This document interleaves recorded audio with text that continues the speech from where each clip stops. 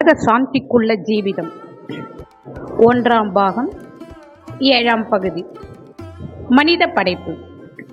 மனிதன் என்றால் மனனம் செய்கின்றவன் என்பது பொருள். மனனம் செய்வது என்றால் நித்திய வஸ்து விவேகம் செய்கின்றதாகும். அதாவது நித்தியம் என்னது என பகுத்துணர்ந்து அந்நித்தியத்தை நீக்கி நித்தியத்தை கை கொள்வது. நித்தியம் என்னதென்று அறிந்தால் அவனுக்கு சப்தமில்லை, சப்தம் அநித்தியமாகும். எப்போது சப்தம் தனக்குள் ஒடுங்குகின்றதோ அப்போது மனிதனாகின்றான். நாம் நித்திரை செய்யும் போது நம்முடைய சுவாச கதி எவ்விதத்தில் ஓடுகின்றதோ அவ்விதம் எப்பொழுதும் ஒரே கதியாக வரும்போது துவேஷ்டிகளான எல்லா நிலைமைகளும் மறைகின்றன. தன் ஜீவசக்தி வெளியே பரவி ஜொலிக்கின்ற அந்த ஜுவாலையில் தன்னை பிரதிபலித்து காண்கின்ற போது இப்படி ஒரு பொருள் உண்டென தோற்றம் உண்டாகின்றது. அதுவே அஞ்ஞானம். அந்த சக்தியை வெளியே பரவ விடாமல் அதன் உற்பத்தி ஸ்தானமாக தன்னை சேர்த்து லயிப்பித்து வெளி தோற்றங்கள் அழியும் போது மட்டுமே மனிதனாகின்றான். ஈஸ்வரன் நம் இருதயத்தில் ஸ்திதி செய்கின்றது. மாயையாய் இருக்கின்ற இயந்திரத்தால் அசைய செய்து கொண்டு சர்வ பூதங்களிலும் வீட்டிருக்கின்ற பொருளாகும் ஈஸ்வரன். அந்த ஈஸ்வர சைனத்துக்கு ஒரே சக்தி அல்லாமல் 2 சக்திகள் இல்லை. நாம் அதன் யதார்த்தத்தை அறியாததால் நம்முடைய சக்தி வெளியே வேறு என்றும் மற்றுமுள்ளவற்றின் சக்தி வேறு என்றோ கருதுகின்றோம்.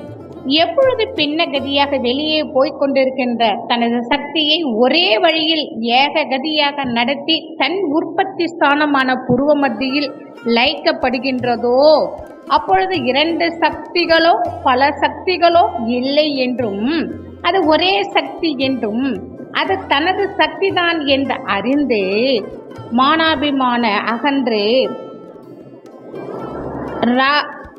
ராக துவேஷதாதிகள் அழிந்து தானாகி தன்மயமாய் தீருகிறது.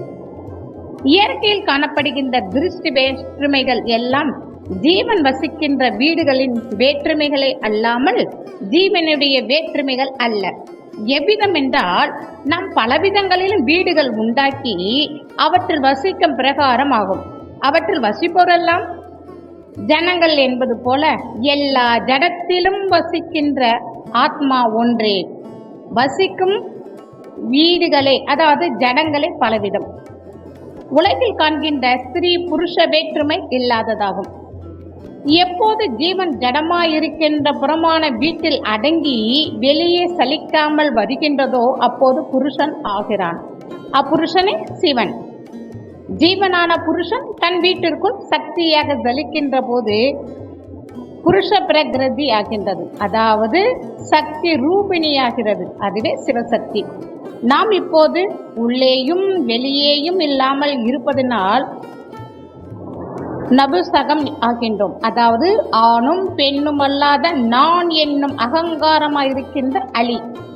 அந்த அலியால் மனமாயிருக்கின்ற சக்தி வேறுபட்டு பிரகாசிக்கின்றன. நான் என்ற அகங்காரமான பிரம்மா பூர்வம் மத்தியில் உள்ள அக்னி குண்டத்தின் அருகில் அமர்ந்து கொண்டு எண்ணங்களாக இருக்கின்ற பொருள்களை அவ்வக்னியில் ஹோமம் செய்து கொண்டிருக்கிறார். அந்த ஹோமத்தில் இருந்து உண்டாகின்ற புகையே இதோ காணப்படுகின்ற உலகம். புகையினுள் இருப்பதால் ஸ்திரீ புருஷர்களை வேறுபடுத்தி அறிய முடியாமல் இருக்கின்றது. எப்பொழுது உலகமாயிருக்கின்ற புகை விலகுமோ அப்பொழுது தெளிவாக அறிய முடியும்.